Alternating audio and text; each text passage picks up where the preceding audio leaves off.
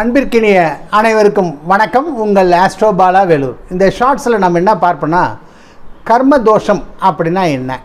இப்போ நம்ம பல தோஷங்களை பார்த்தோம். குரு தோஷம், தார தோஷம், இது மாதிரி பல தோஷங்களை பார்த்தோம். இல்லை, கர்ம தோஷம் என்றால் என்னென்னா, சனி கர்மகாரகனாகிய சனி பகவானுடன் ராகு கேதுக்கள் இணைந்திருந்தால் கர்ம தோஷம். வேறு ஒன்றும் இல்லைங்க.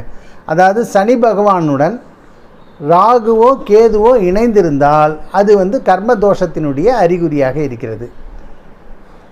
சிலர் ராகு அல்லது கேது 10ஆம் இடமான கர்மஸ்தானத்தில் இருந்தாலும் கர்ம தோஷம் என்பார்கள். இந்த கர்ம தோஷத்தினுடைய பலன் என்ன அப்படின்னா, நம்மளுடைய விதிப்படி நம்ம வேலையை செய்து கொண்டே இருப்பது தான், அவ்வளோதான். அதாவது அந்த விதிப்படி சனியுடன் ராகு ஒரு மாதிரியான எஃபெக்ட்டு, சனியுடன் கேது ஒரு மாதிரியான எஃபெக்டை கொடுக்கும். நன்றி, வணக்கம்.